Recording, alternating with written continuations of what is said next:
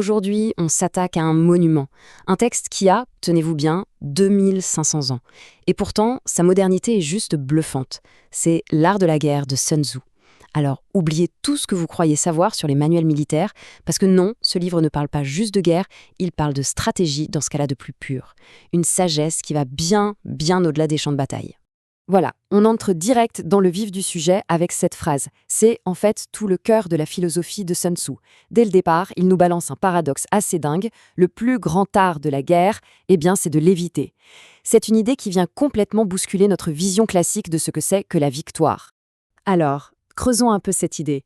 Pour Sun Tzu, la forme la plus élevée de la stratégie, le top du top, ce n'est pas de remporter une victoire sanglante. Non, c'est de faire en sorte que le combat soit tout simplement inutile. Mais comment est-ce que c'est possible ça? En fait, tout est une question de préparation, de positionnement et de psychologie.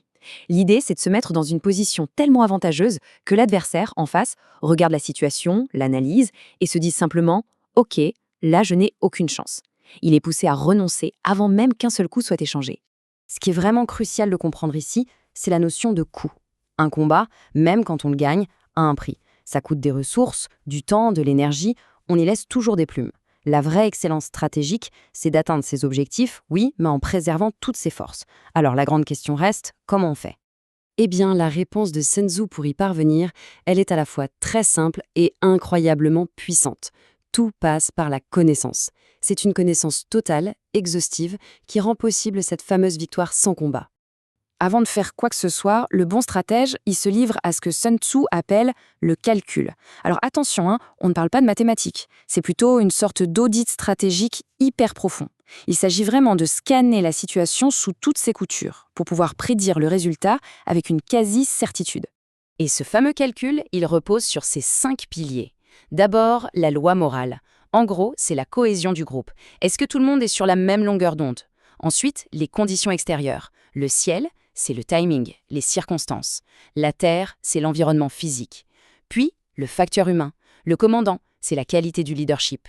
Et enfin, la méthode et la discipline qui concernent l'organisation, la logistique, tout ça. Et là, la différence entre celui qui gagne et celui qui perd devient limpide. Le vainqueur, il a déjà gagné dans sa tête avant même de bouger.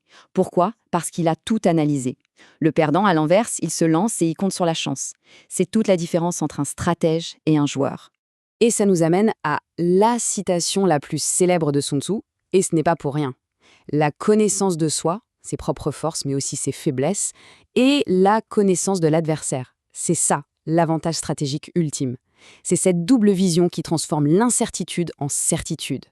Maintenant qu'on a la connaissance, on passe à un autre outil tout aussi essentiel, la dupérie. Et attention, on ne parle pas ici de mensonges grossiers. Non, c'est un instrument très sophistiqué pour prendre l'ascendant psychologique. Pour Sun Tzu, c'est un principe de base. L'affrontement direct, frontal, c'est vraiment la forme la moins subtile de la stratégie. La véritable habileté, le coup de maître, c'est de manipuler les perceptions de l'adversaire pour le guider exactement là où l'on veut. Voilà un exemple classique. Si on est puissant, il faut avoir l'air faible pour encourager l'autre à être arrogant, imprudent.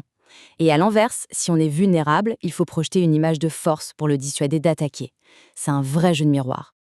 L'image est saisissante, n'est-ce pas? La stratégie doit rester secrète, imprévisible. Et au moment de passer à l'action, ça doit être si rapide, si décisif, que l'adversaire n'a juste pas le temps de réagir. C'est la combinaison parfaite du secret et de la vitesse. Donc au final, l'objectif de la duperie, c'est de prendre l'initiative.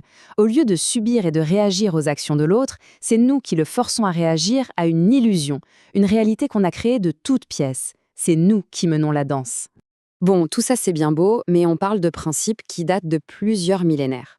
Comment est-ce que ça peut bien s'appliquer à notre vie d'aujourd'hui, loin des champs de bataille de l'Antiquité? Eh bien, c'est là que ça devient vraiment passionnant. Cette question, elle nous force à changer de perspective. Parce que si on y pense 2 secondes, des champs de bataille où la stratégie et le conflit s'exercent, en fait, il y en a partout autour de nous, dans notre quotidien. Pensez à une négociation commerciale. Connaître ses propres limites et les vrais besoins de son interlocuteur, c'est le calcul de Sun Tzu en pleine action. Une campagne marketing qui cartonne, elle ne fait rien d'autre que de contrôler un récit, de gérer une perception. Et en gestion de projet, anticiper les obstacles pour les contourner, c'est précisément ça, gagner la bataille avant même qu'elle ne commence. On voit bien que ce n'est pas un manuel pour détruire la concurrence ou gagner un débat à tout prix. Au contraire, Le véritable objectif pour Sun Tzu, c'est d'atteindre son but de la manière la plus intelligente, la plus économique et avec le moins de casse possible. Et on termine avec cette réflexion. Sun Tzu nous apprend à regarder plus loin que la confrontation immédiate et à se poser la seule vraie question. Est-ce que le but est de prouver qu'on a raison ou de créer une situation où le meilleur résultat possible peut émerger? Et bien souvent, la réponse se trouve dans cette victoire si subtile, celle qu'on remporte sans même avoir eu à combattre.